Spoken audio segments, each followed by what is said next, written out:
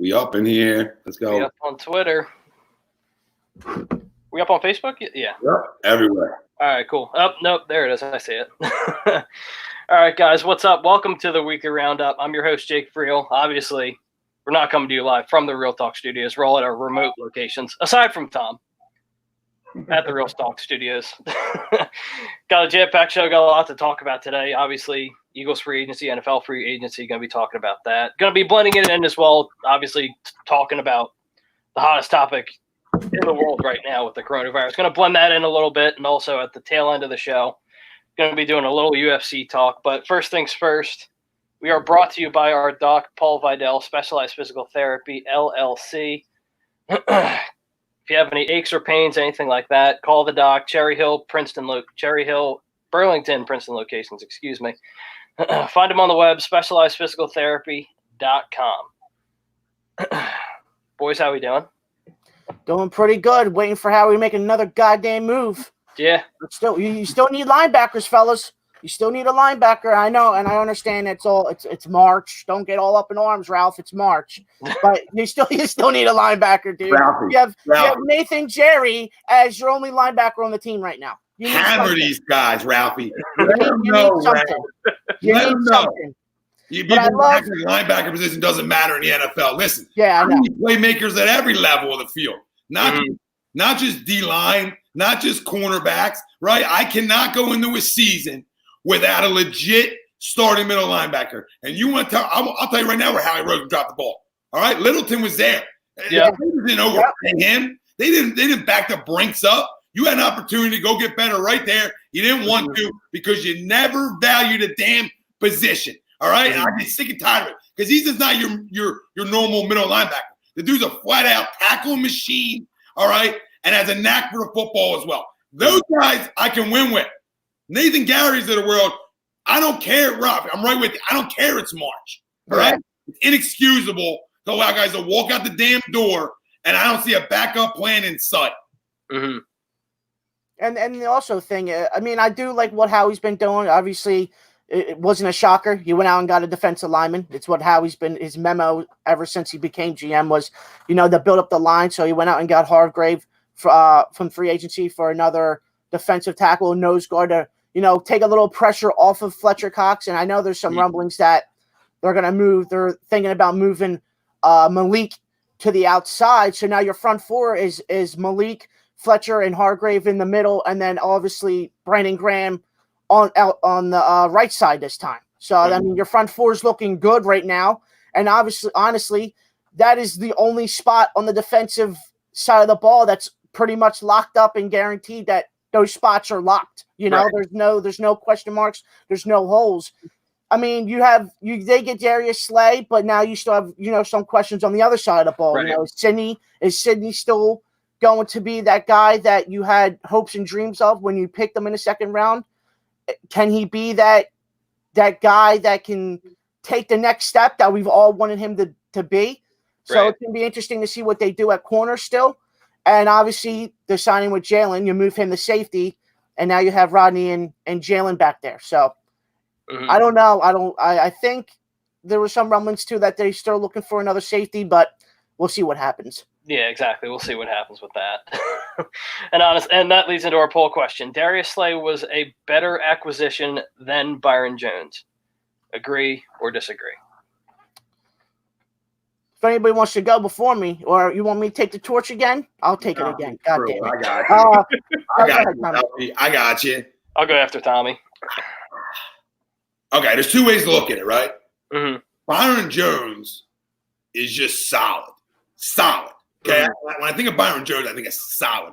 I think of a guy that tackles well in the open field, that plays every game, and he might not show up big time in the stat sheet, but other teams definitely respect him. Okay? Now, got paid a lot of money to go to Miami, and wanted out of the NFC East. So I look at it like that. Okay, you wanted out, you got a lot of money to go to Miami. I think you're solid. I don't know if you're great. I don't, you know what I mean? You're definitely not just average, right? But I don't know how great you are, Byron Jones. I know you're good. Darius Slay, now you go Darius Slay. I like Darius Slay, okay? He'll cover ones all day long. He's not shy to run away from them. All right. But at the end of the day, you know, I don't love Darius Slay tackling wise. Is that fair? Okay. Yeah, fair. He's not a corner that really wants to get his beak wet, but I respect the hell out of him that'll travel with anybody in this league. And them guys will travel to any defense, right? So people wonder, hey, how does Slay fit in here with Jim Schwartz? Dude, when a guy can go one-on-one with cats and a guy can be left on islands, all right, he'll fit anywhere, all right? Byron Jones, on the other hand, isn't really an island guy per se, right? I look at him differently. Byron Jones is a little more versatile, can play a few different spots, can actually play safety, can probably play in the box a little different, okay? Slay to me is that other type of corner, right? He's not Byron Jones, great tackler. Slay, not a great tackler. To me, Slay a better cover guy, right? A better knack for football than Byron Jones. So listen, because of the money, I'll say Slay was the better acquisition. All right, but the better player, though, I still think the better overall player is Byron Jones. But for what we were looking for in a ball hawk and a guy who can make plays defensively for a defense that doesn't get a lot of turnovers, and you upgraded your front the way you did, a lot of pressure, I'll go with Slay is better for what we need. Right. But overall, better acquisition, I might lean towards Byron Jones. And I know our Eagles faithful are going to kill me, but I might lean a little more towards Jones. I think the money tells you that anyway. Yeah, and I'll agree with the poll as well. I think getting Slay was the right move.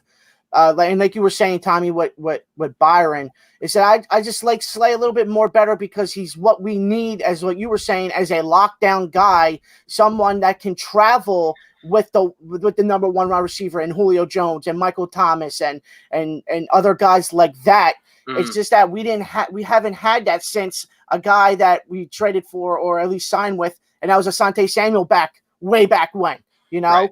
So I mean, I think Slay is what we needed, a guy that can go up and cover the ones and run around with them all game long and is a extremely good ball hawk. But and another thing is too what you were saying, Tommy, with can Darius Slay fit in Jim Schwartz's scheme? Don't forget who drafted him. Right. Jim Schwartz drafted him in the second round, and I think it was 2012, 2013, something like that, yeah. Whatever draft it was when Jim Schwartz was there in Detroit. So it was the year before he left. It was right before Jim Schwartz left. Yeah. So it wasn't. So there's no. Can he do this? Can he do that? The dude drafted him. So to me, it's a perfect fit. It's a perfect fit. Yeah, I think for me personally, I like the move. Again, a lot of Eagles fans that just don't necessarily pay attention to like all the other teams that just pay attention to just the Eagles specifically. They're looking at the name. They're like, oh, Darius Slay, very good corner, whatever. But like, I've seen a lot of rumblings too from the Detroit Lions fans. Like, oh, he's not a top 5 corner. He's not this. He's not that anymore. He had a down year last year. But even right now, you could say he's a top 10 corner in this league still. Oh, easily top 10 corner. And I'll take that all day. It's better than what we have right now. I'll take that all day. Yeah. And especially just like the swagger he brings to a defense, I think we need that. Obviously, he's not going to be the same leader Malcolm Jenkins is. I'm not going to even say he's in that similar ilk as far as a leader. But you need that swagger. You need that guy that's going to talk a lot of shit. And he does the finger wag too, so I don't know how Jalen's going to feel about that. But again, I'm fine with Darius Slay all day. Now, Byron Jones, I like Byron Jones, but what a lot of people tend to look at, and it's misleading also, is just he has 2 interceptions throughout his career. But with Byron Jones, like he's a phenomenal corner, and a lot of teams just tend to look away from him just because he is that good. Now, again, is he worth top-tier cornerback money? No, but again, I don't think anyone's necessarily worth $50 to $60 million. But again, that's just me. All right, I'm gonna go at it like this. I agree, but you all make great points. Like I agree with Tommy said. Like I think overall talent-wise, Jones is the better cornerback. We all make great points, but at the end of the day, one thing that the back end of that defense is sorely missing was a playmaker, and Darius Slay absolutely is that. No one can argue that. He makes it gonna make things a lot easier on the back end of that defense because you're not gonna have to worry about whatever side of the field he's on. He may miss a play here and there during the season that might hurt us, but he's also not that guy who's gonna hurt you on penalties as much as some of these other guys might. So at the end of the day, he may not be the guy who's going to put his nose up like Tommy said up at the line of scrimmage and make plays that way.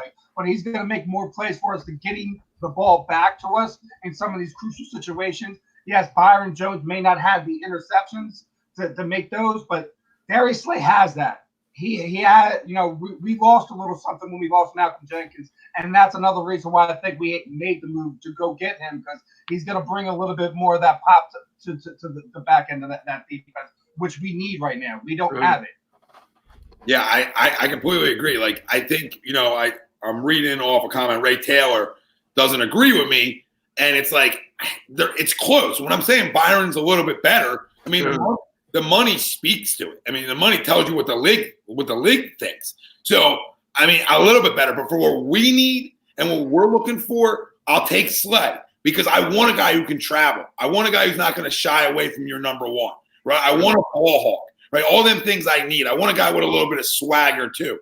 So, I like the move better for us, and especially money-wise. The money's a no-brainer better for us. I mean, it's a $30 million difference on a deal. So, granted, the other guy's got 5 years, one guy gets 3.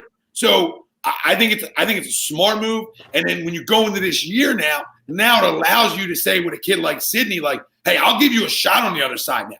Because at least I know I got a proven guy that's going to travel with your best one, right? So I can get away with the lesser corner as my 2 and see where it goes. Make sense? But if I went into this year with neither one of them, all right, then we'd be up in arms. So I just want people to understand, like, Slay ain't Dion. He's good. To me, he's really good. But I just don't want people to overreact on what we're getting. Every corner, like Steve was saying, he's going to get beat sometimes. Every damn corner in this league gets beat. So I don't want people. Yeah. I don't want people to, when he does get beat at times, be like, "Oh, he stinks," because he doesn't. Okay, right? He's going to make up for it at times. And with our front four, what we put together, right? I think that's a lot of opportunity. And the one X factor here is that he absolutely owns Amari Cooper's numbers-wise right now.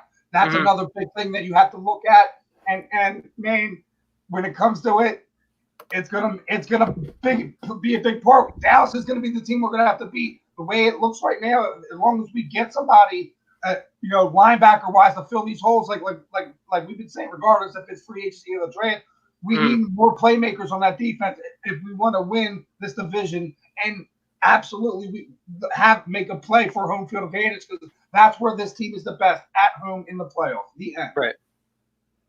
Yeah, I completely agree. Heavy Throttle Phil also says, just talking about the defense, what do you think about Malik Jackson's impact now that he's going to be healthy? To be honest, I don't know. Like, I mean, he's 31, or he just turned 30?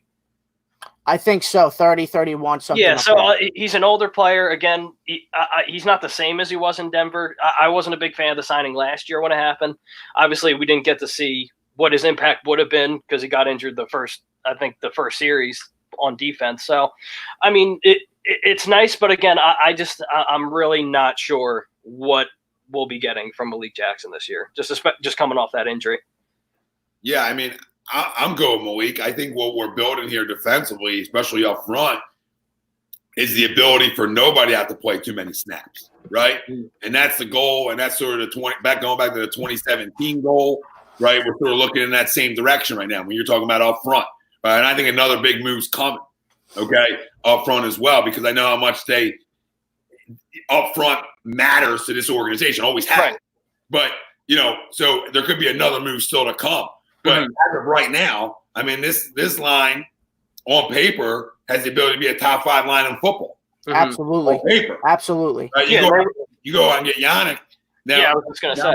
Now we're in a completely different conversation of a top 2 in football. If not, hey, Baltimore, hold my beer for a minute. So that's how close it is for them to be, wow, I mean, it's loaded up there. But when you talk about maybe trading to Jacksonville, on that end, right, I don't want to give up players. I just want to give up picks. Absolutely, and I totally agree with you. And I'll bounce off of that as well. If there's some way somehow we can get Yannick without giving up any players, it's a shot at the league saying, you better hope your whole offensive line is healthy, because if not, it's going to be a long day for you guys. Right. It's going to be a long day if we get Yannick. But I'm totally with you, Tommy. Look, what do you want? You want 3 first? You want 4 first? Want to break the record? I'll give you 6 first. Mm-hmm. You know what I mean? I'll give you 6 first rounders for him. Let's break records. But the way it's going, I wouldn't be shocked if Derek Barnett's in the trade. I would not be shocked if there was a package that goes to Jacksonville that Barnett's in the trade. But I'm with you, Tommy. How many picks you want? How many picks? I'll give you picks. Yeah, I don't know about that, man. Crazy amount of picks like that. I mean, when we're talking about, like, I get what we're saying, not get rid of some of the players, but if it's like Derek Barnett, if you're already going to get Yannick, you can have Derek Barnett. If it's Alshon Jeffrey, God, please take that away from him. Players like that, fine, you can have that, but like when you're starting to hear the Zach Ertzes of the world, let's try to keep on that. I know, even I said, like, business wise, I get why it makes sense because you're going to have to pay him. Obviously a record-breaking deal at this point in time for his position to keep him in a year or two or however long it takes to restructure that and get that done. Mm-hmm. But I mean, he does make a very big difference to this team, and if you're not healthy, like Zach said, we're gonna make you pay. Mm-hmm. But we have to stay healthy, and at the end of the day, Oh, yeah. By the way, I just got a delivery, by the way. Oh, there you go. Let's go. PhillyDrinkers.com/A2D. Get your A2D gear from Philly Drinkers. There you go. Quick plug. Shameless plug. That's funny how that just worked out. Yeah, exactly. Now, there was a comment here I was looking at. I think it was from – here it is. From Joe Moffitt. We have to think about it. If Slay gets hurt, how does it affect us? And then who do we have? Nobody. Yeah, nobody. Nobody. Brother. But nobody. Right? Yeah. You got to really pray to God, right? Not only for the coronavirus to go away, but as you're praying to God about the coronavirus going away, make sure you pray to God that Sidney Jones is ready to go. Mm-hmm. Because I keep saying it, nobody wants to listen. I'm going to listen to Brandon Graham. Brandon Graham believes in this kid. Brandon Graham is the real leader of this defense, okay? You can Malcolm me all you want. I love Malcolm. Not a shot. BG is the leader of this defense, okay? BG loves Sidney. I'm going to put my faith in what I saw with a couple plays at the end of the year, right? Sign a life, a pulse, right? Yeah. So I'm going to pray that this kid's going to come play this year. And I think when you go really acquire damn good corners, like you just went and did, or one damn good corner, I think it helps the younger guys too. I truly do. I think it takes pressure off big time because now all you're going to hear is Slay, where now Sidney, right, Rasul, however it's going to work, is going under the radar a little bit. Yeah. And another thing too with this defense is that, a lot of people are, for the past how many years, it's been 4 years now with Jim Schwartz. It's that, why doesn't this dude not blitz enough? Well, the fact that we haven't been blitzing enough, well, he's been turning up a notch here and there in some games. It's that we didn't have any corners that could play man-to-man and stick with wide receivers long enough. Now we have Slay, so you can blitz a little bit more. And absolutely, Tommy, it takes a lot of pressure off the young guys in Rasul and Avonte and Sidney Jones because now the Philly media won't be really locked in on them. It's going to be locked into the new guy, Slade, that's been, pumped up to get all this money. He's a lockdown corner. So all the attention is going to be on him. So it takes a lot of pressure off the young guys. I totally agree on that. Yeah, big time. And that's all you can do. That's why you want playmakers. You're moving Jalen to safety. That's why I think bringing Rodney back was so important to bring some stability back there. Yeah. Honestly, in terms of production, I know nobody listens to this either. I would have taken Rodney back right now over Malcolm. Just on age and production right now for the next couple of years. Because I think Jalen's a better fit at the strong than he is at the free, right? So I think, and we know how Jalen likes to tackle, so he's not going to shy away from tackling and getting his beak wet. So, I like that transition the Eagles did. We're not going to pay Malcolm that kind of money, so you go in a different direction. So giving Slay that money instead of Malcolm, it's a no-brainer. At the point of their careers. It's a no-brainer. So, I'm excited in terms of what the secondary could be now. Obviously, big time excited about this front. But then it's going to come down to how do you address a position you've never addressed well. But go ahead. And it's linebackers. Yeah. Now getting to the offense, Joe Moffitt actually has a good question. What wide receiver can we trade for that's young and good money? And also, do we trade Zach Ertz? Dude, you want to go with this one? I'll go with it. I mean, I'd like Odell. I'd take Odell all day. That's just me. Yeah, Odell. I'll take Odell all day. Better city, better people. Listen, that's the splash that Howie needs right now is Odell Beckham. I mean, it's kind of like you're hearing rumblings that they're kind of acquiring about him and whatever, and that's amazing. But that would kind of set this city off in a way that hasn't since T.O. got traded here. Mm-hmm. We haven't had that big splash move on offense that set the city ablaze like that. Mm-hmm. Now, if you do that, you make that move, or like I know we still need pieces on defense and all, but you bring Odell Beckham here, you pair him with Deshaun Jackson at least for 2, maybe 3 years. That is a scary prospect, and then they open things up underneath, not just for your 2 tight ends you have, that running game and make things easier for that offensive line. Or you still have questions on that offensive line because you don't know what you got on the left side of it. You still have to find the replacements for Kelsey. So you need to make things happen. So whatever you give up, it has to be for something big that's going to not only play well with what you're doing on offense, like you have to bring young, talented guys to grow with Carson for the next 3 to 5 years. You have to. Well, coaches were saying the same thing about J.J. Arcega-Whiteside, too. They want to mold J.J. and Carson together to try and help them grow. Now, again, that we'd have to expect a big year out of J.J. this year. We have to see it. We have to see it. So how about this? Like, let's get away from like the Odells and the Julios for a minute. When we talk about wide receivers that we can trade for that's young and good money, right? Mm-hmm. Why look any further than this draft coming up right now? I know. No, I agree.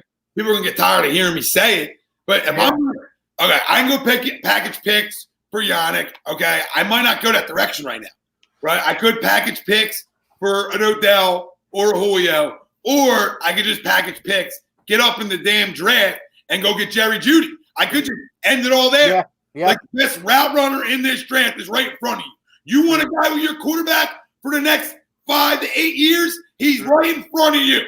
Right in front of you. Listen, I don't miss SEC football. It's that simple. Yeah. I watch SEC football. It's the minor leagues. He's right goddamn there. And people can rug me all they want, and I like rugs. The 2 dudes went on the same damn team. Look at their numbers if you didn't watch the games. Right. Yeah. Look at them. It's not even close. Yep. It's close. The numbers are glaring once you put them together, and like you said, Tommy, they play with same quarterback and same team, and the numbers are glaring on who's better, and there's a reason why Jerry Jeudy's going to go before Ruggs. So there's another one too. You get up to 8, right? We talked about it on the other day's show. You get up to 8. You can get up to 8.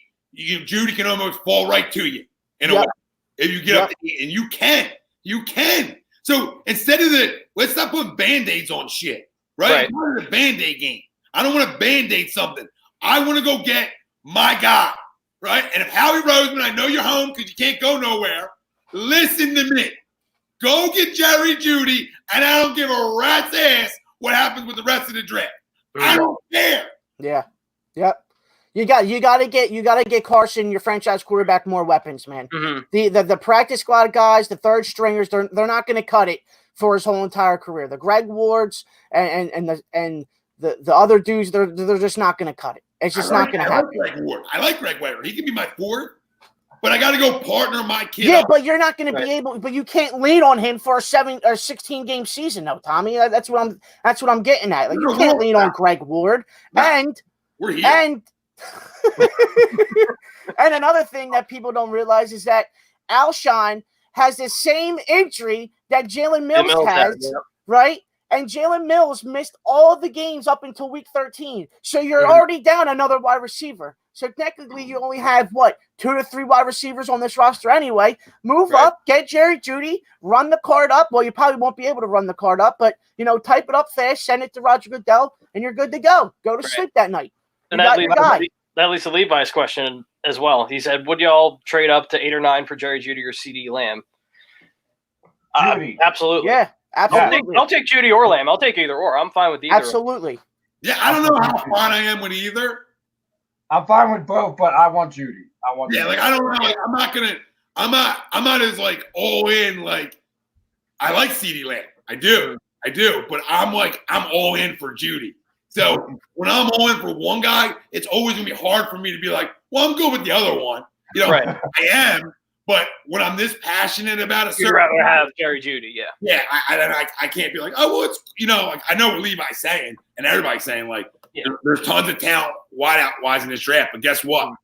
As an organization, we can't draft linebackers and we can't draft wideouts. All right, so that's scary. So knowing that, I can't sit around.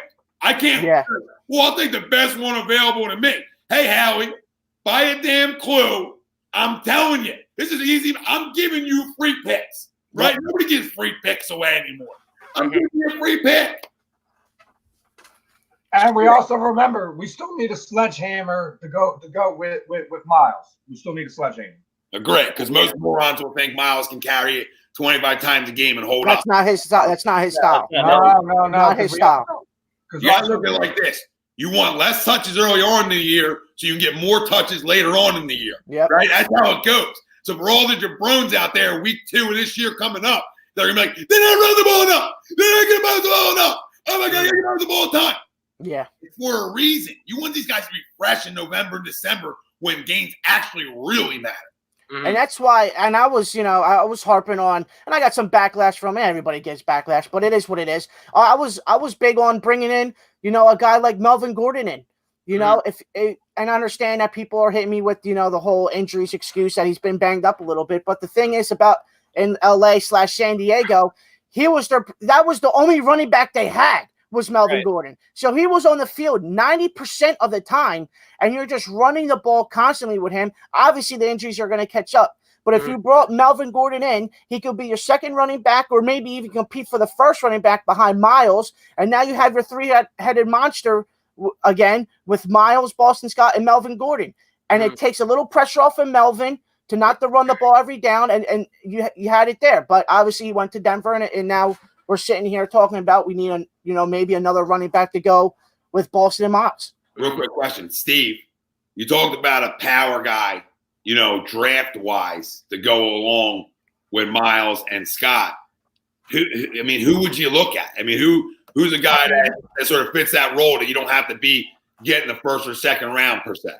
See, that's the problem. I think that the Eagles are really in love with the whole Holyfield thing, and they're going to sell us with that and a veteran and go later in the draft with a guy that they can develop and not really give us the hammer we really want. So at this point in time, like who I want, it doesn't matter because they're not going to give me what I want. They never give us what I want when it comes to the running backs. At least when it comes to the running backs, come on, let's be honest. We always get these project guys. And, we got lucky with guys like Westbrook and Stanley and whatever. We got lucky with them at the end of the day. So, when it comes down to it, as Eagles fans, get ready for the reality that you're going to look at a veteran and Evander Holyfield's son there.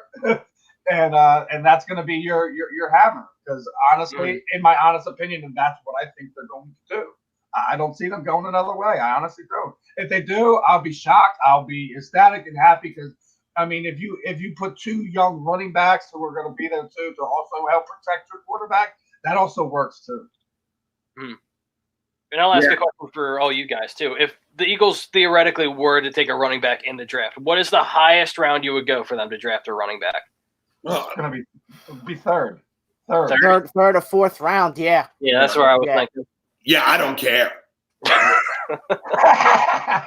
When that guy, if you got a guy targeted, that's the thing. Like, if you got a guy targeted in the second round, and you believe the guy can be an impact guy for you, you go take him. Right. If you got a running back The only position off limits is quarterback, right? I mean, it's the only position off limits. So no, the right side of the line is off limits. Too. No, not draft wise though.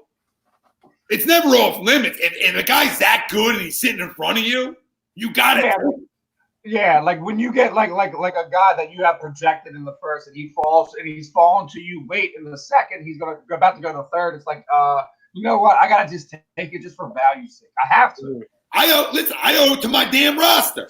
I owe it to my fan base, right? I owe it to every player to take the best guy on the board, right? Because listen, if you aren't creating competition, then it all don't matter anyway. I don't want anybody that comfortable with their job. People get comfortable, they get complacent. Okay, I always want competition. So if there's a back there in the second round and he's talented and he brings a little bit something different than Miles, I'm drafting him, and not more than be able to. Hey, I can keep my backs fresh, right?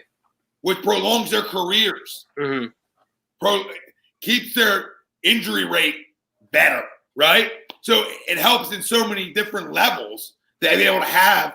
Nobody in this league, outside of a couple teams, have a one-back set where all they got is one back. Everybody's mixing backs in. This whole league is. Yeah. To me, Miles Sanders, as much as I love Miles, isn't like I can't draft a running back. You know what I mean? So I think every position, right tackle's Lane Johnson. But if I'm in the first round and I hate to say it, and there ain't the wideout I need, right? And you stay at 21, you stay put, and a great right tackle or a right tackle comes by, and that's a guy that can help me down the road in 2 years. I might have to draft him. I'm not saying that direction I'm going. You already know my direction, right? But if he's better than any other of the wideouts, say left at that point, you got to draft the best guy on the board.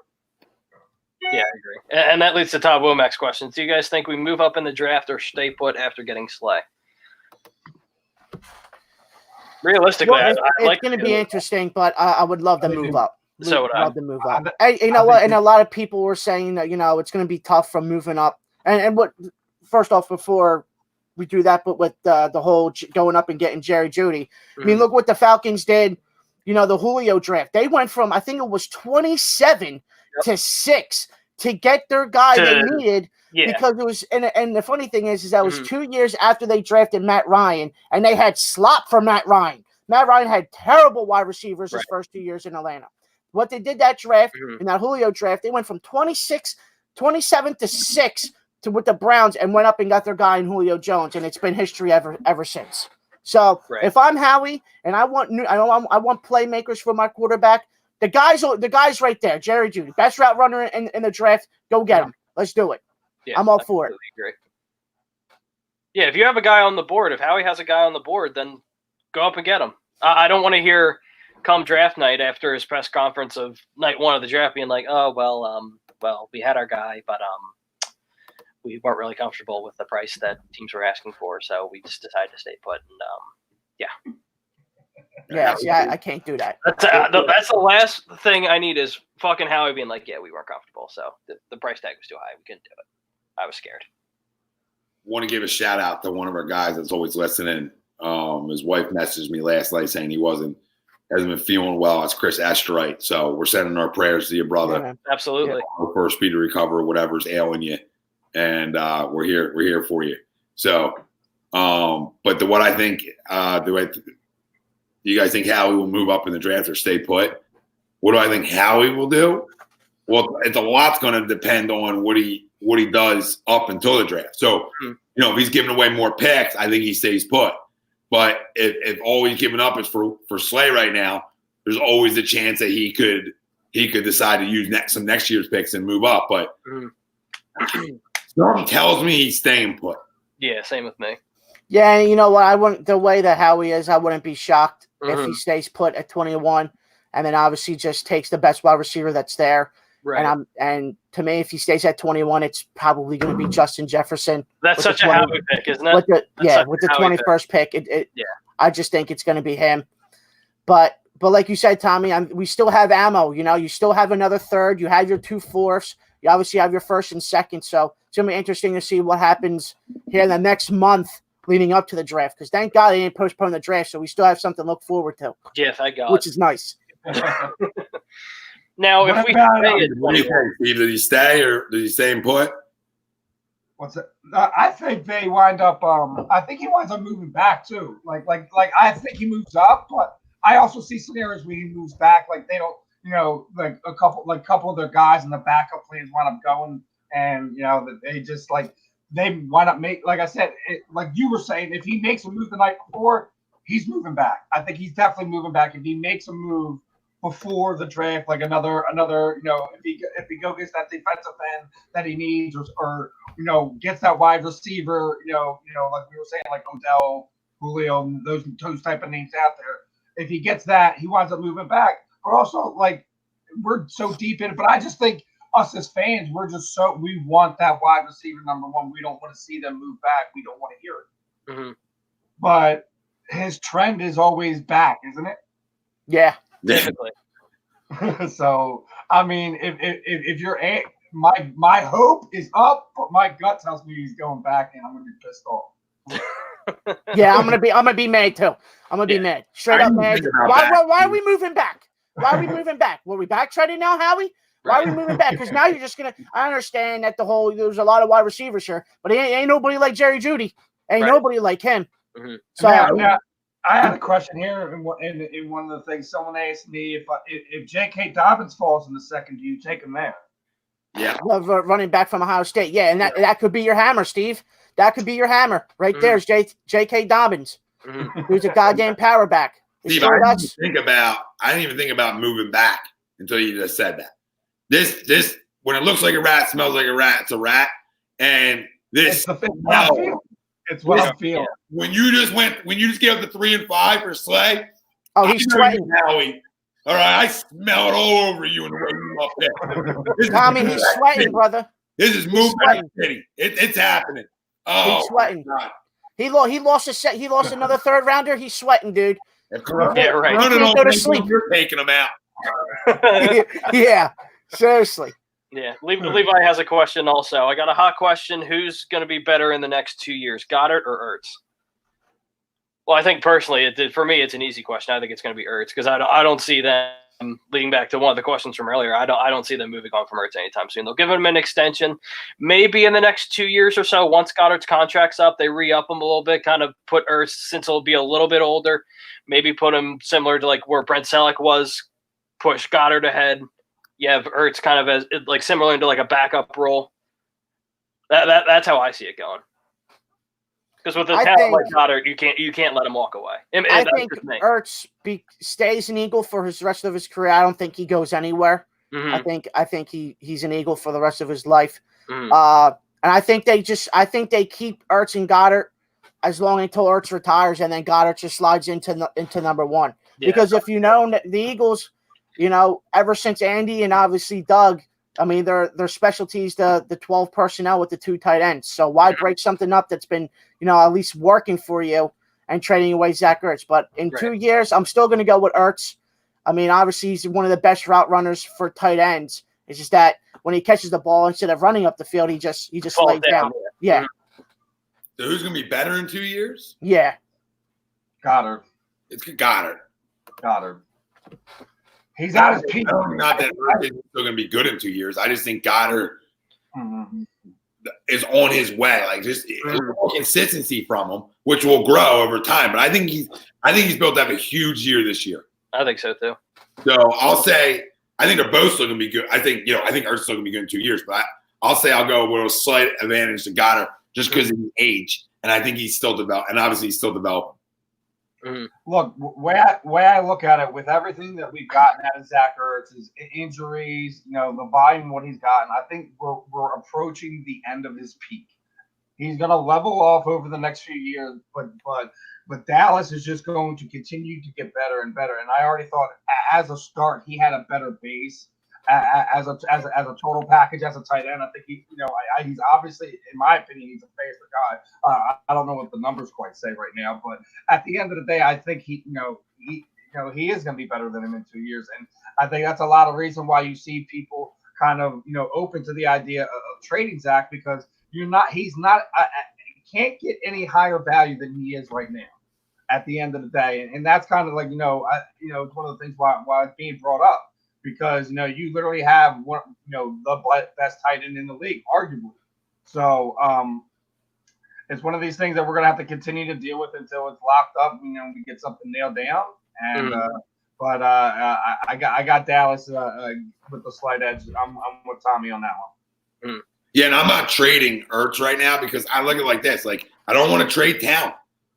I'm not in the business of trading talent. Right. I have a franchise quarterback. I have a great offensive line, and I have a great defensive line. So I'm ready to win now. So I'm tired. I'm so sick of we're rebuilding, stockpiling with draft picks. You do that every year, right? You should be drafting well every year. Yeah. Every draft is part of a rebuild of everything. It's just the way the league goes. That's why there's drafts. But you're still in win now mode, right? So I'm not in the business of trading Ertz for another player. You know what I mean? No, if I want a specific player, I'm going to go get him with my picks. So that's how I look at that. I want both of them. The more talent that I can have for my quarterback, the better right now. The better. Let's see. Chrome. Also, happy birthday, Chrome. Happy birthday, Chrome. I think Goddard's ceiling is higher in the long run, but in 2 years, I still think Ertz. I think Ertz may get traded, similar to what Steve said, after this season, though. After this season, really? Wow. I just can't see them trading Ertz. I just can't, because your quarterback and your tight end are essentially best friends. Why break something up so good, and that connection is so strong there. I can't see him leaving Midnight Green. I just can't. The chances. Zero. The chances are really slim, but also you have to play into the fact that everyone's talking about how he has his favorites, and the stuff with Josina and Alshon and all that stuff. You have to think that the Eagles are going to have a listening ear to some of that stuff, and maybe get to the situation like, we understand they have this great relationship, but maybe guys in the locker room are feeling some type of way about it. They want to kind of get that feel about everything out of it, and just kind of say like, hey, we're using this as kind of a new start, a new page, all that, and just kind of clean all that stuff out of there and all that nonsense. Because they're obviously in with Carson, and it probably won't happen, but it's kind of one of these situations where we kind of have to mull over all the options of what could happen, possibilities, and all that, because that's what we do at the end of the day. Levi also says, I hope they do something like Gronk and Hernandez. Thank you, Goddard. Actually, they got it. Goddard actually runs with the ball and doesn't make it. Makes no sense. Oh, he's talking about Ertz just falls down after. It's just the ball. That's one of his problem with Rack is that there's never rack after he's catching. There's nothing. He just completely catches it and falls. And that's the difference between him and Dallas is that, you've seen that through some of the, through this year with Dallas where, he catches the ball and he's turning upfield for 15 more yards. And that's just the big difference. It's more like it's yards after contact, where Zach Ertz really has the problem is yards at not the rack in general. Just yards after contact is where Zach really is where I think that you're gonna have the difference between Dallas and Zach is he's gonna break those tackles and give you 5-10 more yards. Where Zach 9 times out of 10, it's like he does his little stutter step, he gets hit, and he just he just falls over like a freaking someone you just shot or something, whatever. It's why a lot of people have a problem with Zach in that area, and why Dallas is going to be in the fans' eyes, better in that area. But it's after contact, not just rack in general. Everyone likes to say the rack. He does get yards after catch, but it's one of those things where if he has a step or two on somebody, he's gonna get some good yards there. But it's after that contact is where that trace drops significantly, at least in my opinion. Joe Moffett also says, "Who's your backup? Joe Flacco?" ? Flacco. Tommy's former quarterback. Tommy's high school quarterback. Why not? You'll rekindle that relationship. Reggie says, on a scale of 1 to 10, how confident are you guys that we get a wide receiver in the first round? He said he's at an 8. I'll say like an 8.5, 9, similar to what Tommy said in the comments. Yeah, I'll say like an 8.5, 9.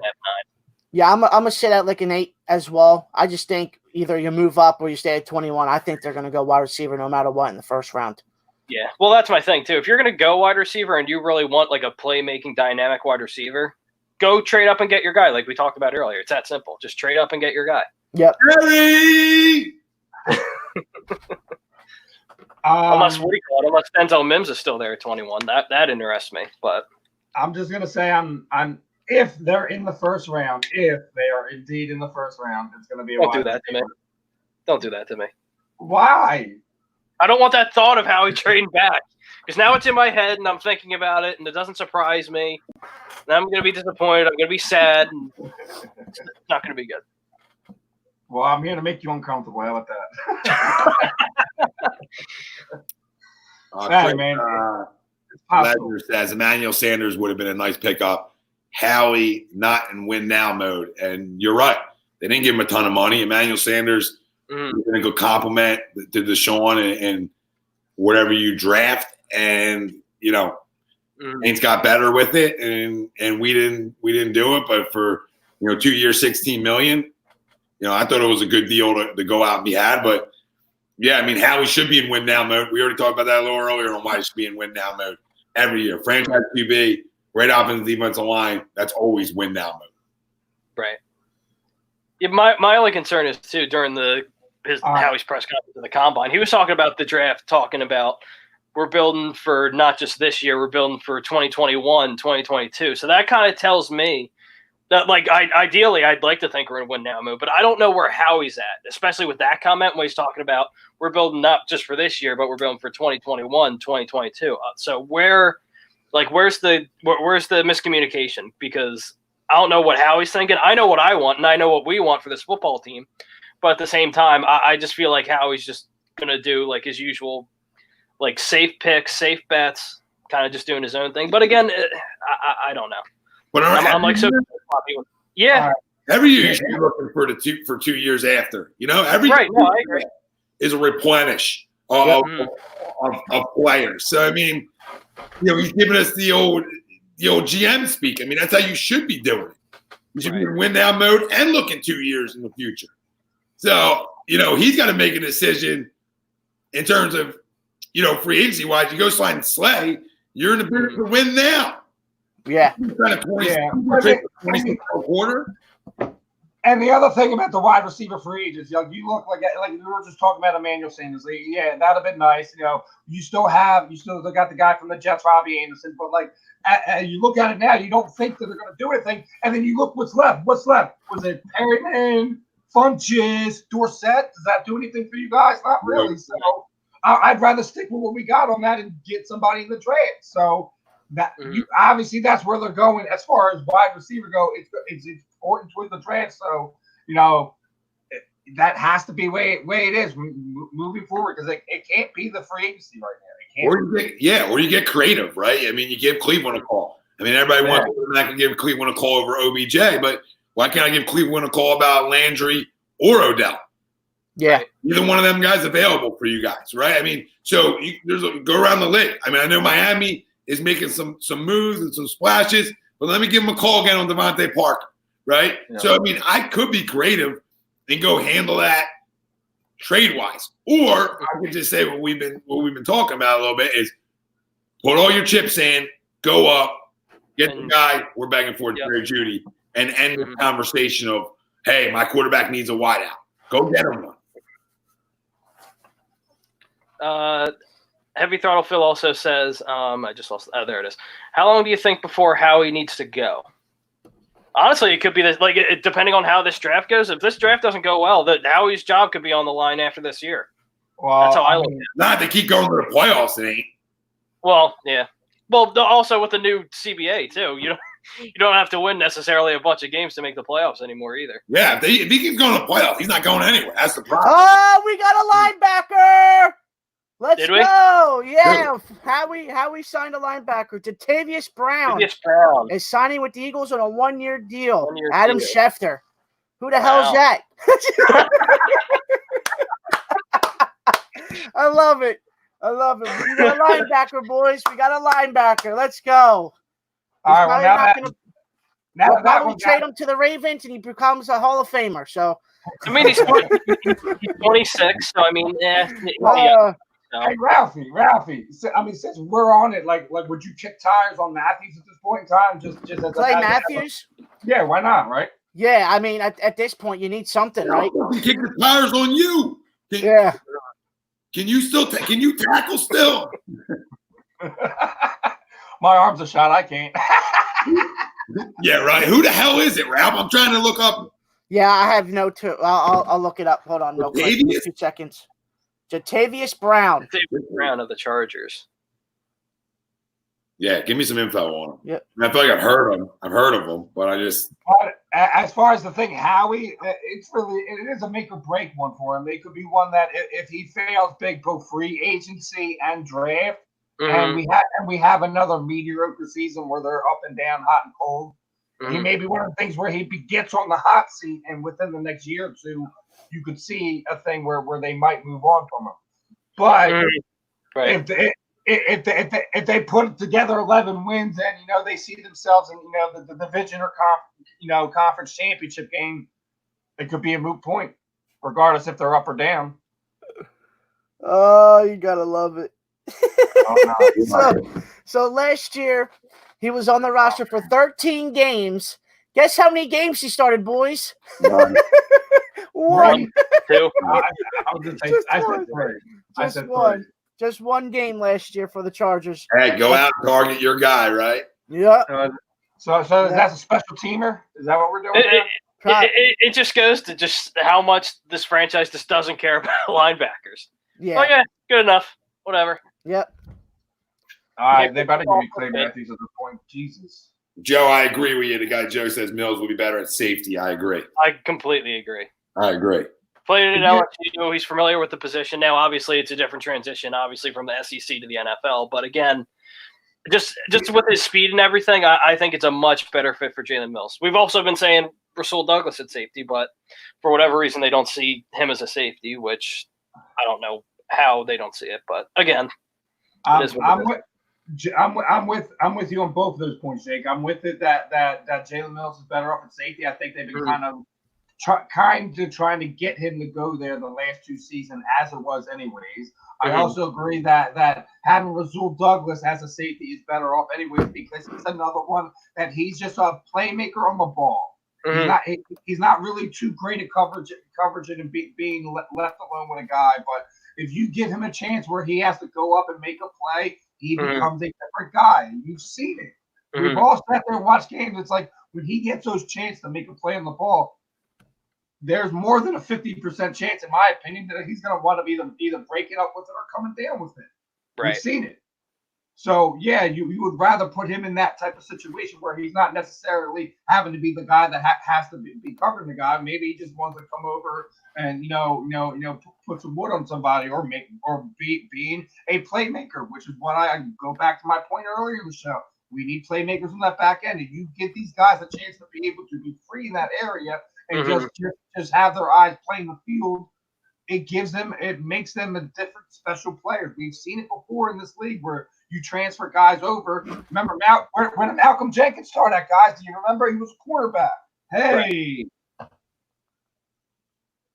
Yep. Yeah. No, I agree. I just another kind of just a Band-Aid, another Howie Band-Aid. That's how I look at it. Now, here's another thing. As we're going into the next part, who's going to be the next big name that comes off the board? Obviously, it's Clowney is the big name left. Where do you guys think he's going to wind up, considering he loves us so much? Well, apparently, from what I've been hearing, Seattle's offering him $18.5 million a year. So we'll see, because obviously, no one's going to give him the $20 million a year. That's just ridiculous for a guy that hasn't made double-digit sacks throughout his entire career. There's no way. That might go in for 20. Who's that? The Jets. Yeah. The Jets, because everybody else in their division is getting better. Yeah. Like New England. So everybody else is getting better. So I can see the Jets thinking that they need to make a big-time splash. And I can see them offering the 20. If not, I think he's back in Seattle for 18 and a half. Yeah. I still think there's another team out there kind of that's going to give Seattle a run for the money that might drive them up or out of the game.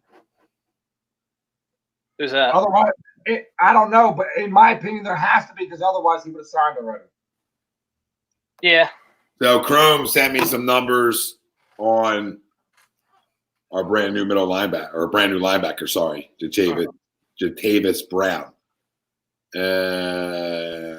Jatavis Brown from the Chargers. Played one game last year. So he did. Liking it.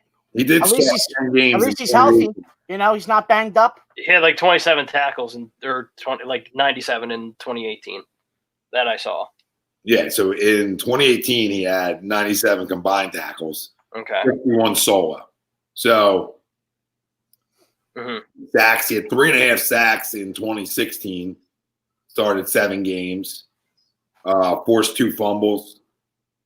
Deflected 6 passes. In 2018, deflected 5, had a forced fumble, no interception.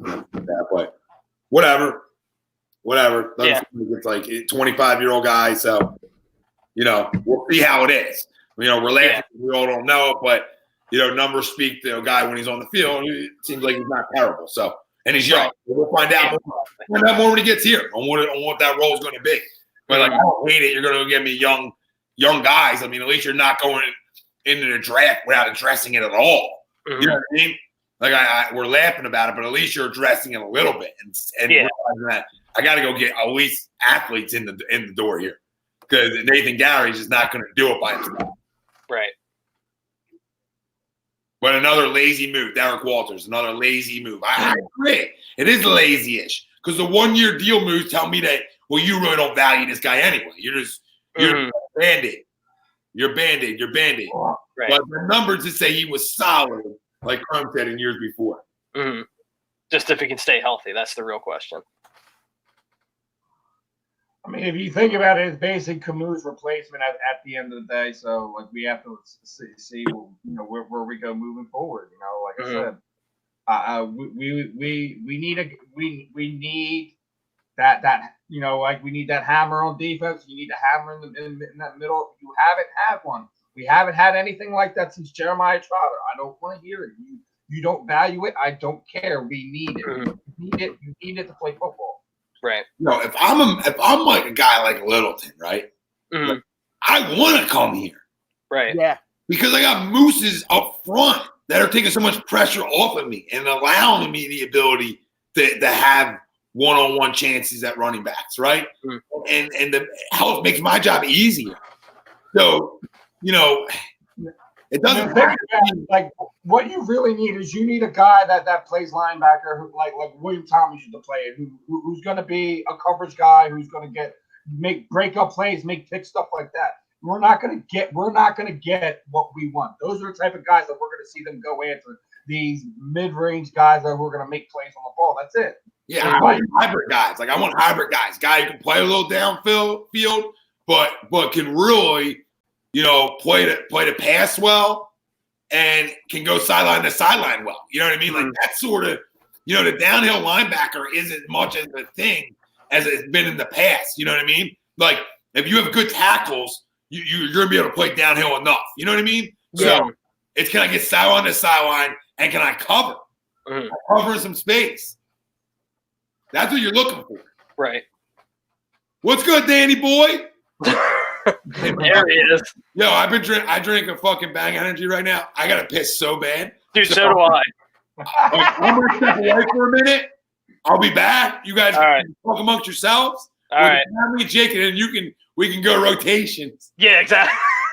Yeah. Can't high five you, so I'll come back in here with the real thing. Yeah, actually, no, we do an elbow. Can't spread germs anymore. Gotta do that. Not even remotely. Yeah, exactly. But on breaking news, on another note, before Pissgate happens, breaking if you live in Jersey, breaking Governor Murphy announces New Jersey statewide stay-at-home order and closes non-essential businesses. It's coming, boys. It's coming to Philadelphia too. For 2 years. At least we got this, right? Well, Jersey, New York, PA, Jersey, New York, PA and Delaware will all do the same things. Mm-hmm. Yeah. Make sense? So Yeah. if one shuts, they'll all start to do that. So, Yeah. but The back tri-state area is always connected. Like the tri-state area always winds up like all together. and it's smart. Like do everything the same. Right. You know, if you're gonna try to slow something down, do it all the same. I don't know. Back to sports stuff. Screw that shit. No, but it's honestly it's crazy. And I guess that'll be our next topic. Just asking the fam, like, how have you guys been affected throughout this whole pandemic, this whole situation? I know a lot of us. I know on my birthday on the 18th, I was sent home from work. They told me I got there 7 o'clock, or no, I woke up at 7, got there at like 8 o'clock, sat at my desk, and they're like, yeah, we're going to be shutting down, so everyone's going to have to leave. I'm like, it's just that it just sucks that like there's just nothing like for sports guys like us. Like, yeah, we have regular, like everybody watches regular TV, but like for sports guys like us, we're locked into sports at any time during the day, whether it's on ESPN or FS1. You know what I mean? For sports wise. So it sucks not having anything on our TV to watch if we just sit here and just look at the wall for the rest of the day. You know what I mean? Well, and the thing that's crazy too, I'm going to go like semi off topic talking about, because I know Joe Rogan on his podcast, he was talking about it. And in a way, like obviously with all the bad stuff happening and just how scary the whole situation is, you have to look at the positives in a way too, because obviously throughout this whole situation, it's bringing a lot of people together. Everyone's with their families, everyone's connecting that way. And I feel like since we made like the team group on our WhatsApp, a lot of us have gotten a lot closer, and especially with the fam, we all talk with the fam and everything about the situations that's going on. We update each other on the WhatsApp, so it's in a way like you have to take the good with the bad. I guess that's basically what I'm saying. No, I totally agree. It's just that there's no sports, so there's nothing to like get excited about or you know even look forward to. And that's why I said I'm thankful that the NFL has not moved the NFL draft yet or even canceled it yet, because we have something to look forward to. We have discussions to talk about it. And it's basically here in a month now. So Monday will be a month away from the NFL draft, which is amazing. Which is good to hear. So let's see what the fam's saying as far as the whole COVID-19. Levi says no graduation, no prom, no senior trip, but being forced to wake up at 7 a.m. for online school weekly. Yeah, how is that? Because I know a lot of people had to adjust to that. Yeah. Because I've seen a couple of people on Snapchat. It's like 50 people on screen at once. It's insane. It's crazy. Yep. Jeff Lohmeyer says, I'm in between jobs, left the public safety in North Carolina to come home for work. University of Michigan, COVID has slowed down my start date. Yeah. And again, everyone's affected.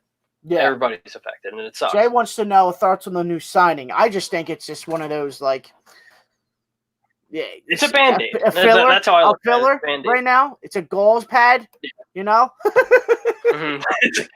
Stop the bleeding a little bit. And I understand Crohn's. His numbers are better 3 years ago. It's what have you done for me lately, dude? Come on, bro. What has he done lately? Tommy's over here making comments. Dude, I got to piss. Come on.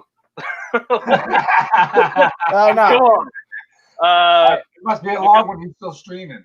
Yeah, right. He's still going. He's going. Dan McGuckin, what's up? What's up, Guck? I got laid off yesterday. Hopefully, it's just for a couple weeks. Yeah, hopefully, but realistically, with how everything's going, and especially with what Tommy just said. Bill says Brown had almost 100 tackles in 18. Probably gave him 1 year deal to see if he has anything back. I think he might be a good pickup. He's coming here to prove something and the right age. Yeah, we'll see what happens. But, I mean, last year, the numbers have trickled down. It wasn't the numbers weren't even there last year. So what have you done for me lately? If the numbers are there in 2018 and it drops off that heavily in 2019, something's up. Something's up. And then you got Crum over here. I'm going to prove it's Crum. So it is what it is. Can't look at the bigger picture. Yeah, the bigger picture is Chrome. He's probably going to play special teams. That's probably what's going to happen. Right. Special teams for you. Oh my God. I love Chrome though. Right. Like I said, he's Camus' replacement at the end. He may see freaking 100 snaps the entire season. Yeah. which is crazy. So we're going to throw a parade for a linebacker that's probably going to play special teams. Yeah, which That's is nice great. to see. That's nice to see. Crum said he was hurt last year. No, he wasn't. That's just an excuse. I mean, but like as far as back to the effectiveness of the corona virus, like dude, I work for like an inventory place, so like basically all the stuff that I had like a full schedule up until like everything that really started saying like non-essentials had to close. Oh shit! Tell me, elbow. So like over like a 3-day period of time, I just watched all my hours disappear off my schedule. So like. And then yesterday they literally came in they took everyone's like vans that weren't like actual company vans. The rentals went back. They went and took the company van from me. So I guess they're all preparing for what's about to happen. And that's even weirder because like you're hearing a lot of different things with that. Some days say like after this weekend we may be down for like a 1-week quarantine. Some people say that National Guard's being told that they're being expected they should be out here for a month. So we don't know what's going to happen after this weekend. It's a weird situation. Yeah, and it's like Tommy said, we're here because freaking idiots could not stay the frick home. Thank you. Because it is 2 weeks ago, 3 weeks ago now, when I was begging for it, they didn't know nobody would listen. Now I said, listen, we can all rebound from a month, right? We can all rebound economically from a month. As a country, as individuals, we all can. We all get a check, right? Everybody's happy. They don't got to pay their mortgage, A, B, C, and D. We're all golden, baby. We'll rebound, right? When you start talking 2-3 goddamn months, ain't nobody able to rebound from that. A lot of people won't be able to. This is what people are missing. All right, I'm in a predicament recently. Like, do I go on do a one-on-one lesson? Right now, when my parents were up visiting, I couldn't do it because I'm like, I can't put them at any risk. Right? God forbid bringing something home. Right? So I've been back and forth on it. Well, what's right? What's not right? And I was supposed to go on vacation last week, and I just pushed up to this week to try to give myself a week to reevaluate what's right and wrong. Now, the fact of the matter is, our government, I don't want to get in this too deep, but our government isn't helping us determine what's right and wrong, right? Mm-hmm. So, like, you got to either give me one or the other. You can't give me halfway. Like, either everything's got to be shut so that we know exactly what we can and can't do, right? Or everything's open, right? We know what the right way to go about it is, and it looks like people are finally waking up. But listen, 3 weeks essentially too late. And it'll slow down and we'll all get back to our normal lives, but not after a huge economic crisis in this country and the things that come with it. But we'll rebound and we'll be stronger than ever because that's what we do. And it shows you how strong money-wise this country was. So, like, the Trump people who don't like them, listen, I'm a middle guy. I ain't one side or the other. That's how I live in the middle. I live in a common sense ground, right? Economically, you can't run from how well built this country was, money-wise. Can't run. He says stupid shit. We all do, right? But at the end of the day, money-wise, thank God, right? Because we're going to get these checks. We're going to get mortgages deferred. We're going to get these things to help us. Listen, babe, if you want to pay me to sit home, I'm good. Well, everybody getting all up in arms. If you're paying me to sit home because it's not my decision, you're taking it out of my hands. You're taking it out of our hands. So it's not like we got laid off or we got fired because we were doing something wrong. You know what I mean? This is on them. So they got to handle it on their end. But again, this can't go on for 3 months. Right. This cannot. So it's better for all us to do your part. Just do your part. That's how I look at it. Like, I went to CVS today. Right, I went to a little mom and pop, like, pharmacy, whatever, like shop as well. So I went in places, but I wasn't crazy. You know what I mean? It's in out. Get what I got to get out. So, but knowing that I won't be able to in a minute, so I wanted to get out a little bit today and drive. But like at the end of the day, do your part, bro. Just stay home, relax, right? Or get over quicker. We all want to be heroes and Thundercats, right? And get on the damn beach. It's not going to get over quicker. Yeah. But back to sports. Screw it. I love it. And I'll pass off Arnone with in Tommy. 2020. Arnone in 2020. That's what we're coming to right now. You want a real goddamn leader? You want a real leader? This shit would have been shut down 3 weeks ago. Mhm. If you put me in charge, I run Congress's ass. That's how quick that happens. Arnone in 2020 runs Congress. All right? I don't run his shit through nobody. You're putting me in charge of a country. It ain't dictatorship, but when it comes to emergencies, it sure hell is. Right? When Yeah. it comes to emergencies, it becomes a dictatorship. Somebody's got to make the damn call. Because it's crazy. Our country's set up so right. You know what I mean? That it's up to local government officials to make their own calls because it's ran so well. You know what I mean? And it's not a dictatorship. We're not in North Korea saying, hey, he gets it. Bang, bang. You know what I mean? That's crazy. Crazy. Talking about execution. You get the virus. Right. Oh my God. It's mild case. Mild cases, guys are in a panic. Leonard called from CBS today. I thought people were going to tackle him. They all getting tackled. They all going to be in Walking Dead. Ugh. Well, Yeah, I mean, and it even puts me in a weird situation because, like, when I go out and I'm just trying to get because you know, I used to be in the situation where I'm depending on food stamps or whatever, and that's all been cut away since I started working regularly and stuff like that. So I'm now putting more money into the house that way. So I'm going to just go get, you know, regular food for the rest of the month, and I'm like looking at barren sections of food. I'm like, are you guys just really this nuts? Mhm. You're buying it to the point where they can't even stock it or get it in fast enough. It's nuts. Come on. Yeah, like people need to realize like a lockdown doesn't take away you going to get groceries. Yeah. You know, you go to the pharmacy. People need to relax. Like if the end's here, then you run out and get your shit. But the end ain't here. No. You know, we kept this going for another month or two, and we thought we were bigger than everything.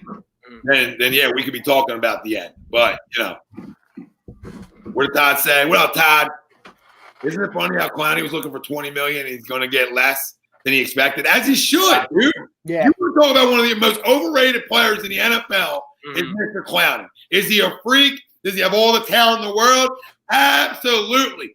But in terms of production, listen, this man didn't play on an island with nobody else on his D line for years. People need to remember shit real quick. Guy played alongside Watt. So you had to pick and choose who you're going to roll coverage to, essentially. All right? And the guy couldn't run into double-digit sacks there. Yeah. Yeah. He never even sniffed double-digit jacks there. And you want $20 million? Right. Shit, for what? So you give me 7.5 sacks a year, Yeah. and you're a freak? Good for you. And you're barely on the field enough? I mean, you want to talk about overrated. Listen, I wouldn't give Clowney $15 million a year. I wouldn't give him 15. What would the I most? agree. What would the most you would go for him then? 12.5. Yeah. 12 What and have a you half. done? What have you done to deserve 20? Are you kidding me? Yeah. That's crazy talk. I mean, I'll give you a 5-year deal, right? I'll give you $35 million guaranteed. Mhm. Okay, I get that side of it, right? But in terms of overall structure, I'm only giving you like 12.5 a year. Right. Yeah. Get the hell out of here. But that's a bad organization is going to go do that. Oh, absolutely. And a desperate organization is going to do that too. That's why it's the Jets, boys, because they're going to be in desperation mode from what it looks like because of what the Bills and Dolphins have done so far. Yeah, and as of right now, that AFC East is just up for grabs right now. So I mean, and if you're the Bills, the Jets, and the Dolphins, and seeing what the Dolphins been doing this free agency, I mean, they got to think to themselves, even sitting at 5, they got to think to themselves that, hey, we could go win this division still. You know, we have a chance to win the division now, and the Jets are the same way. And obviously, the Bills making that trade for Stephon Diggs, they think to themselves, okay, Tom Brady's lead the division. The evil umpire is slowly starting to crumble down. There's a chance that we could still win this division. Let's go out and do it. Right. And don't forget that bet from the other day. Don't forget the bet with me and Wilson. Yeah. When I told him it's the Bills division to lose, and he told me the Patriots are going to win it, and we got a punch in the face coming. Whoever loses, right? I love it. That shit either. Because anybody think that the Bills don't have the most talent in this division, you're nuts. You're nuts. Nuts. I don't care. You're Jarrett Stidham. Stop it. Levi says, can we get a Dolphins prediction for next year if they get Tua or Joe in the draft? Well, there have been rumors that they do want to move up to 1 to get Joe Burrows, but I don't. Cincinnati's got to be a fool to do that. If they do get Burrows, right? Let's tell you a hypothetical. If they get Burrows, they could win 8-9 games. Yeah. Oh, yeah. The Dolphins or the Bengals. But they still have a lot of holes, the Dolphins. A lot of holes. Yeah. A lot. So we'll see, but they're not winning that division. The Dolphins are not winning that division. They would need a lot to happen. As of right now, a lot can change draft-wise and moving forward. But as of right now, I'm stuck with the Bills as the leader in that division until otherwise. Yeah. Talent-wise. Yeah, I agree. I think for prediction for the Dolphins, I think they stay at 5. I think they stay at 5, and I think they either take. I think Tua's might go there, or the other quarterback, Justin Herbert, might go there. But it's going to be interesting to see what they do, because if they want to move up, I mean, Cincinnati. If you're Cincinnati, I mean, one of the best quarterbacks that I've seen play college football in a while, and Trevor Lawrence is coming out next year. Mm-hmm. There could be a possibility where Cincinnati's like, all right, we'll move back down to 5, get more picks, suck again next year, and just go all in for Trevor Lawrence. Tank for Trevor. Yeah. Yep. I could see it. Yeah, I don't. It's hard, right? Like I like. It is hard. It is hard. I like Barrows, but to me, it's like, wow, I'm basing it off of 1 year. 1 year, right? Yeah. And a lot of talent and a loaded up roster, and I'm now basing it off of 1 year. Okay, I better be right. Right. Yeah. So that's how I look at Barrows. Not that I don't think he has the talent. I like him. I like the way he talks. I like all that stuff. I like his confidence. I never run away from guys who are winners. I'm a big fan of drafting guys who win games. So, I think overall, if Tua was healthy, Tua was better. Yeah. Because I've seen it for at least 2 years. You know what I mean? Mm-hmm. Now, if I got the gun to my head though, I'll probably if I'm Cincinnati, I'm staying right there and I'm taking him. He's a hometown kid and I'm going to bed with it. Yeah. Yep. Take Burrow, go to sleep, and come back the next day. Yeah, because if I'm Miami, because I think honestly, when it's all said and done, and this could change the whole conversation, but I think Cam Newton ends up with the Dolphins. Yeah, and that's what Crum says too. He says, "Is it crazy to think that Cam will wind up in Miami if he's released?" Mm-hmm. That's a good destination, and another place that I could see Cam go to is the Redskins as well. Well, back with Ron. McGuckin was also saying too, he could see him going to the Pats if the Panthers actually end up releasing him. Yeah, that's where I say the Pats. But I don't know. I just don't think. I don't know. Just Cam and Bill. I just don't. Bill likes those pocket quarterbacks. Obviously, we saw with Brady throughout 20 years. So I just don't see him going to a completely different style of quarterback.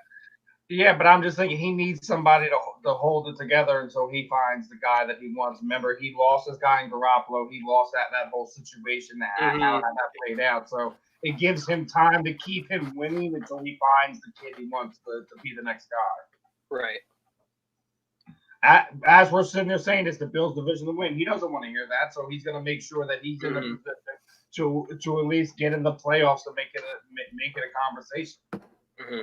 So Levi wants to know if Miami offers you 5, 18, and 26 and a first and 2 fourths and a 6, you taking it if you're Cincinnati? No.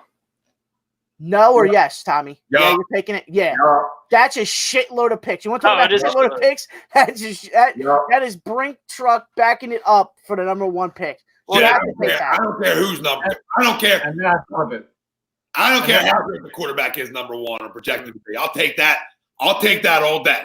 Yeah, right. You have to. You have to. You can't turn that down. Yeah, see, my only thing is with it, like if you know Joe Burrow is your guy, and if you know this is the guy that you believe in for the next, say, 10, 15 years, then you what do you call it? You turn down that offer and take your guy. But if it was me personally, I'm taking picks all day. Yeah, absolutely. But if the franchise believes in that specific player, like Joe Burrow at number 1, they're going to take him. There's no offer that I think they could. Now again, it could change, but that offer's too much right there. You can't not take that offer. You should be fired as a GM if you don't take that offer. Yeah, because then you could still have your top 5 pick, and then you wind up flipping the back end of those picks for another person the following year, and then you still recoup and do the tank for the TT, the tank for Trevor, like you were saying, man. Yeah, I mean, now you're getting 3 first-round talents, right? Add to your roster, you're getting 5, which is going to be an impact guy, right? 18 should be an impact guy, and 26 could be able to start for you, and then a first the next year. Yeah. So even if I go somehow win 9 games, right? I still got 2 first. Yeah. So 2 first set me up to say the following year, like, oh, I got to get up and move up in this draft to get a quarterback. Well, that allows me that wiggle room to give the same offer essentially to somebody else. Mm-hmm.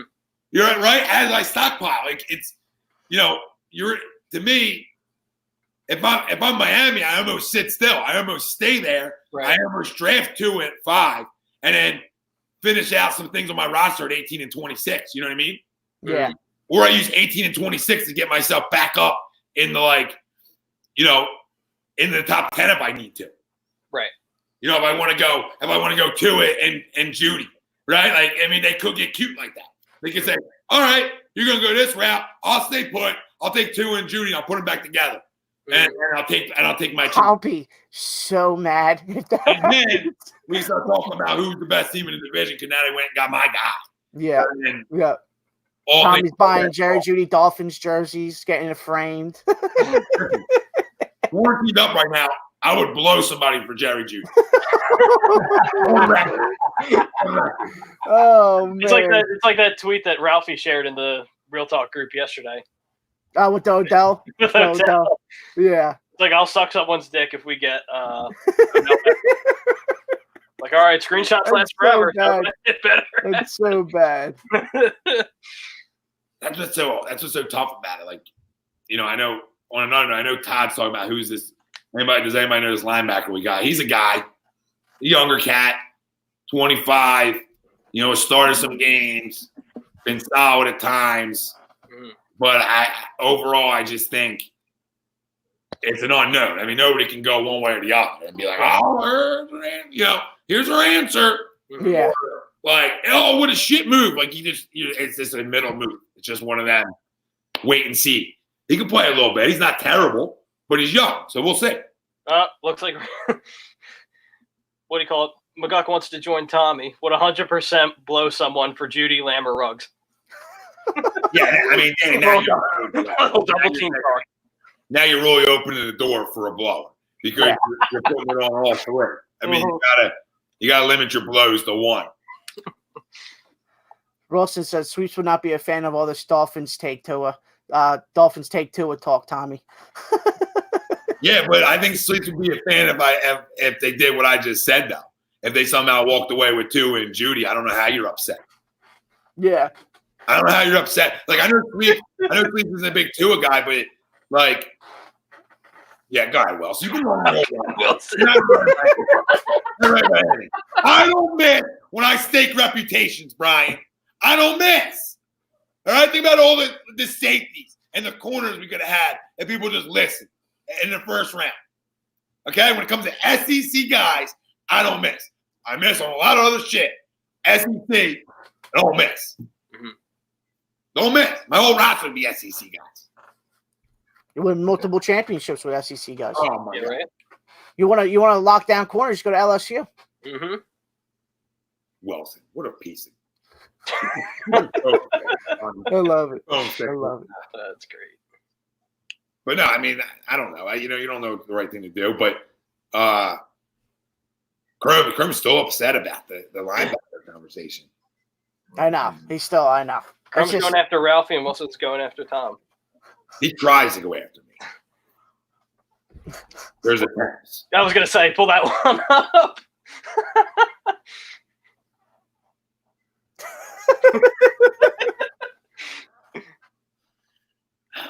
I said I don't miss on first-round guys that I stake reputations on. Tell me who I missed. Come on, Wilson, I'm waiting. You just say a million names so you can say, "Oh, I told you." Yeah, it's easy when you spew out 5,000 names. Like, oh, I like this guy, I like this guy, I like this guy, I like this guy, I like this guy, I like this guy. I'll take this guy, crack another beer. I'll take this guy. I'll take this guy. I'll take this guy, crack another beer. This guy didn't stay. I love it.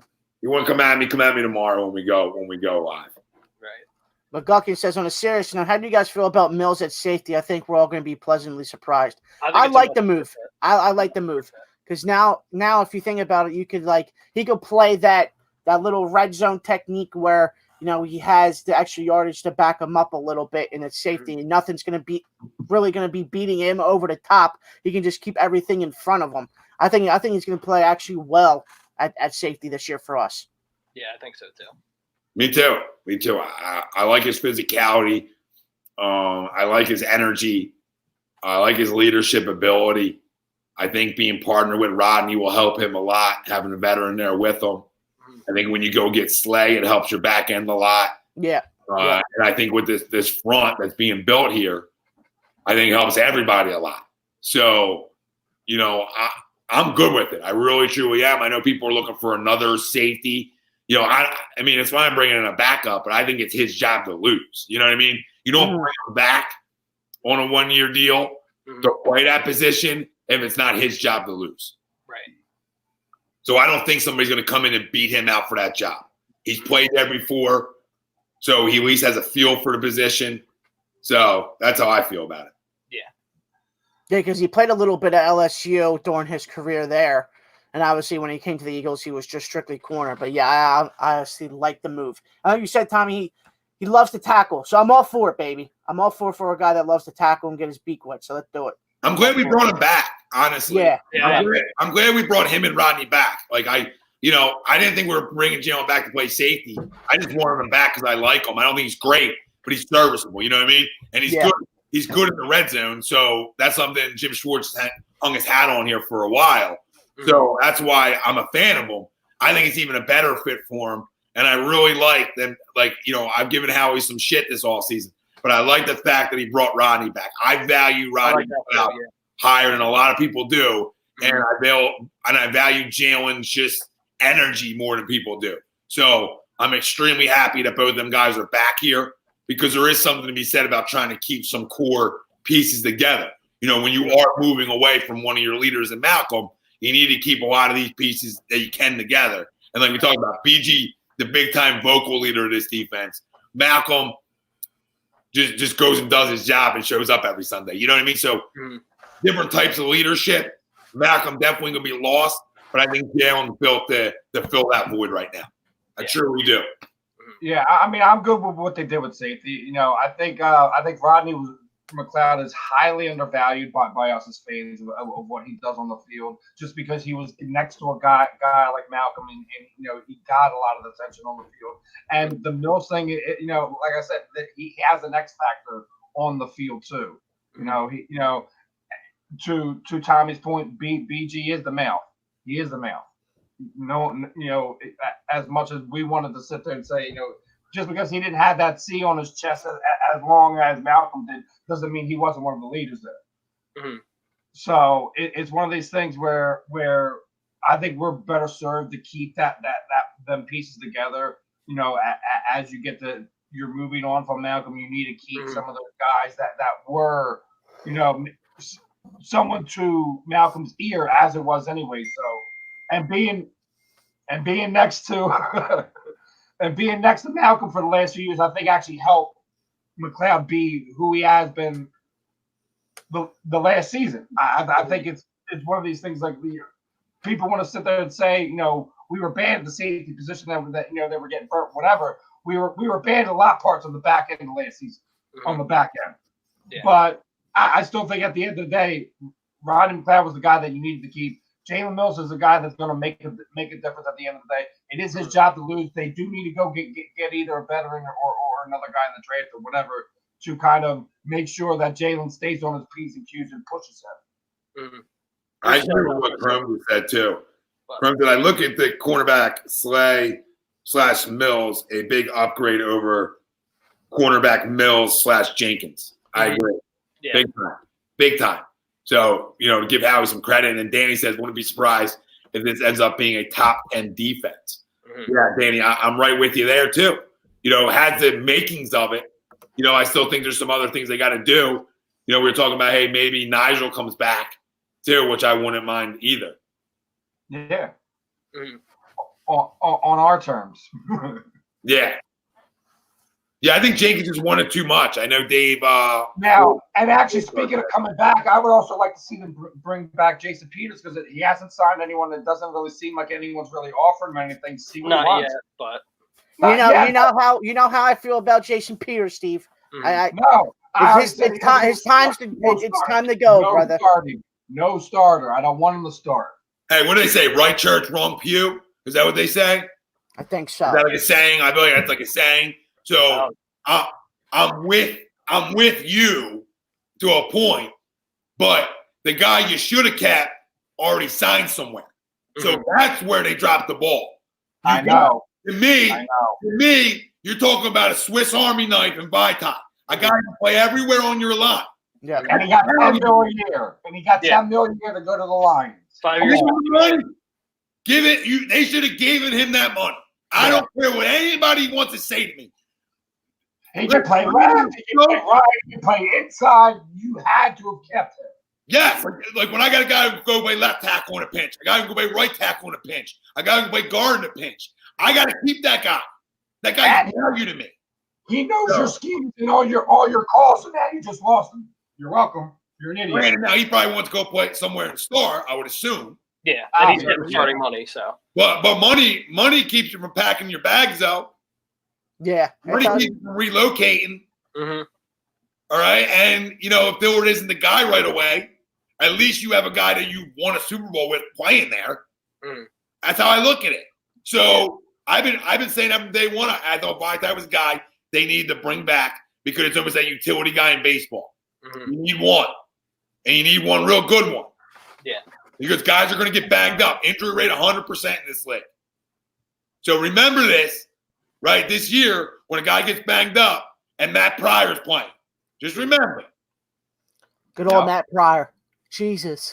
Yeah, nobody gets banged up, but our lack of history, Brooks and Lane over the last 2 years are getting banged up. Mm-hmm. It's either that or you pray for Jordan Mailata to take a big leap forward. Yeah, in my base, because Yeah, because everybody was piping him up at the draft. Jesus. Right. I know. Dude hasn't even sniffed the field. Dude, I don't even think the dudes have even – I think he's dressed for one game. That was at the end of the year. Something like that. But, it's just another seventh rounder that everybody's high on. Mm-hmm. Oh, he's going to be the left tackle that can just fill the role and hasn't sniffed anything. Mm-hmm. So, but I just think the whole Jason Peters situation is that it's time to go, man. Why the hell would I give Jason Peters $8 million a year, okay, and not give it to Vitai? A younger player. Like, wow, that's asinine. Okay, because it's the loyalty factor of Harry Roseman, Tom. He's been like that. The one guy we won a Super Bowl starting. Yeah. So your loyalty's ass backwards. Yeah, but Howie's always been like that, though, with the loyalty factor. He's always been like that. And that's how we're in trouble with Alshon right now, because he was loyal to him. He gave him what he wanted, and now our hands are cuffed. Well, that deal was just a surprise out of nowhere with the fully guaranteed year. That made no sense to me. Yeah, Crump. You're wrong, Crump. You're wrong. He always is. What? Crump. Big B got overpaid. Not when. Listen, brother. Tackles and guards don't hit the damn market. Yeah. So when a decent one hits the market, they all get paid. Dude, look at Eric Flowers. Mm-hmm. Dude has been atrocious Who's better? since he stepped in the NFL. Who's better, Big B or Eric Flowers? And then your team overpaid for him, Chrome. Right. So your 10-6 win team overpaid for Eric Flowers, and you're telling me Big B got overpaid? Wrong way. Yeah, he's lost. He's lost. Big B got paid right. Big B got paid right. He can play anywhere on the line. That's worth money in this league. Yep. Because it's so hard for guys to nail it in the draft because teams struggle with it. And when you do get linemen, most teams don't let them go. You could have re-signed Big B last year. They should have did it. Last year. Shouldn't even hit the damn market. Mm-hmm. Yeah, it's crazy. We needed it. We didn't get it. Hey, more power to Big V. It's our loss, and it's going to hurt us. And everybody saying that, Alshon's going to get cut and Alshon's going to do. I just don't see Howie, knowing how Howie does with money, he's going to leave all that dead money like that. I just can't see it, man. I just can't see Alshon getting cut and having Howie sit there with all that dead money in the cap. I just can't see it. And it's going to be tricky for. Yeah, and that's also another thing, but I just can't see it. And it's also going to be tricky for them to trade Alshon for a team to take on his salary. I mean, what team is out there that's willing to take on that big of a salary for a guy that's not going to come back until week 14? Right. So, I mean, nobody's taking it. So right now you're handcuffed and you're stuck. There's nothing you can do. You either pray you could package you in a trade, or you literally have to get rid of them for a pile of rocks. Eric Walters wants to know, will we draft O-line at some point? Yeah, we will. That's especially because you lost Big V, you lost Jason Peters. Obviously, you have to replenish these positions and get guys behind these guys. Mm-hmm. Well, I was saying it on the show the other day too. We don't know when Jason Kelsey's going to hang it up. He could hang it up after this year, so you have to get his replacement either this year. And he's been saying he's going to be retiring for the past 2 to 3 years now, so you don't know when he's up. So I wouldn't be surprised if they go offensive lineman in one of these rounds, just to get at least a backup. You know what I mean? Somebody that can at least fill in if somebody gets injured, or if somebody decides, I can't do this anymore. Right. Yep, completely agree. Yeah, it's nuts. Now, getting into the UFC part of it. Well, listen, that's where I don't know shit. Right. So I'm going to exit this party. Okay. Make life easier on you guys because I got nothing to bring to the table. So that's fine. I don't lie to the people. Steve, that's your thing, baby. Right. You know what I mean? Yeah, man. I mean, I said Jake something on this earlier in the week. He's Dana White's going off on his little tangents again. He wants to be. He's claiming, we're the only one that's going to make it through this. He's basically sitting there guaranteeing that he's going to give his fighters their contracted numbers of fight that they're going to have this year. He has the advantage of basically having like his own kind of. They built a UFC Apex Center, which is basically their own arena, for lack of a better term. So they're basically going to do it how the WWE's been doing it, pretty much. Yeah. So what they're trying to do, they're trying to work out the logistics of doing it within Nevada. But I mean, he flat out said, "Hey, if we have to put it on in another country, we're going to have to put it on in another country." So what does that tell you? He's going to do whatever he has to do to find whatever hole that he has to find to get it done. He wants to be the first sport up and running, or maybe even one that doesn't even stop. As of right now, he hasn't canceled the Khabib and Tony fight that's happening. Was the second or third week in April? We don't know what's going to happen. Yeah. So, but and then him basically turn around and call the media members basically spineless whiffs, and we're a bunch of crybabies and this, that, and the third. It's not. His quote, I have it right here. He says they're the wimpiest people on earth. Yeah, okay. Hey, real quick. Nelson Aguilar has just signed with Vegas, just to give everybody a heads up. With the Raiders, really? So that just happened. I don't hate it. I think I just turned my camera off, so I'm out, boys. Love you, boys. Keep rocking. And later. I think I can just mute. Yeah. Yeah, I think you could just hit leave studio or something like that. I don't know. Leave studio. It's in the hopefully it doesn't do anything to you guys. So late. See ya. Now, I mean, it's just a crazy situation. We know we're in an unprecedented situation, but he has the upper hand in it because of the way everything is. They don't have a union. They don't have anything to do it, so he can kind of leave it open, saying, "Hey, it's up to you guys if you guys want to do it." Where the other leagues kind of have it in their thing, like there's I forget the word, force majeure or something like that, where they have to say like, "Hey, you can't do this." They have to protect themselves from it. Where they're independent contractors and they can basically say it's on you guys if you guys want to do it. So that's how they're getting around it. But basically, what he's saying about the media is Dana going crazy again. Anyone who knows the situation, He's openly blackballed media members, anyone who's ever challenged him. You know, he makes it hard for anyone to get credentials, anyone who does anything to challenge what they do or anything like that. It's not. I'm not surprised about it. His stance about this, about the way it's going down, or anything like that. It's almost like a dictatorship in a way. You know, it's one of these things, man. We're in a weird situation. This is uncharted waters for all of us. For everybody, yeah. But see, and the craziest thing about it, we're in the situation where, you know, covering sports media, you know, there's people who, you know, as far as this effectiveness of this virus goes, people left like 9-to-5 jobs to go and be members of media and sports broadcasting and stuff like that, who are now SOL. You know.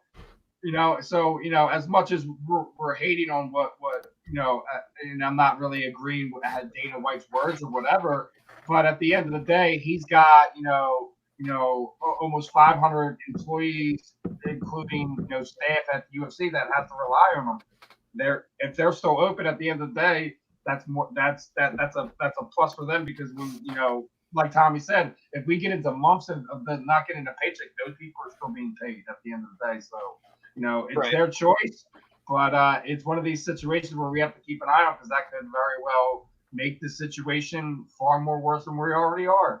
Mm-hmm. Yeah. At the end of the day, for Dana, it's all about the money. That's what it's all about. Oh, come on, we already knew that.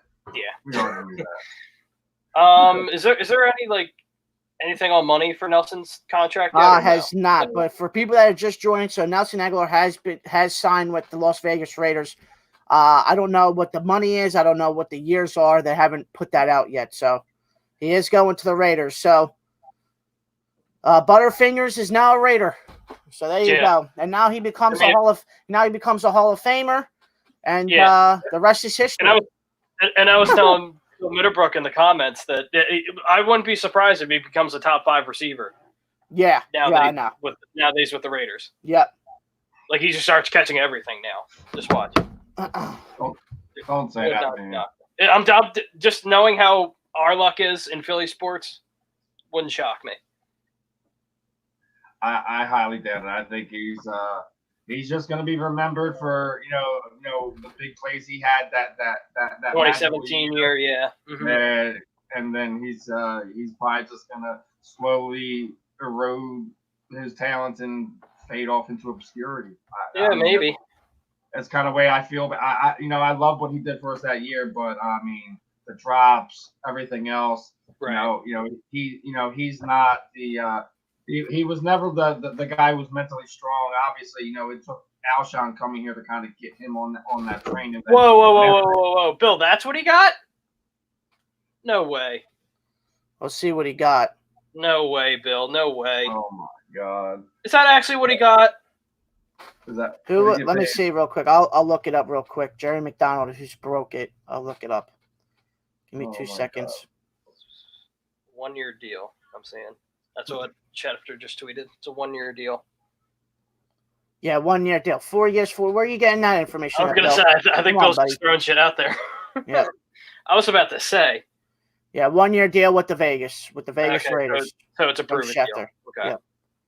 And they also signed Rod Smith with him. So that's not bad. They got Rod Smith and Nelson Aguilar both on 1-year deals. But yeah, like you were saying, Steve, with Nelson, it was just, and now it was his time to go too, bro. I don't think that City could have taken another year with Nelson. Mm-hmm. His first 2 years was absolutely atrocious as well. Couldn't catch a beach ball, couldn't do anything. Mm-hmm. The 2017 year comes, he plays out of his mind. He's a good wide receiver. He's catching everything. And then that offseason, it's like, wow, this is the wide receiver we drafted. We drafted in that draft.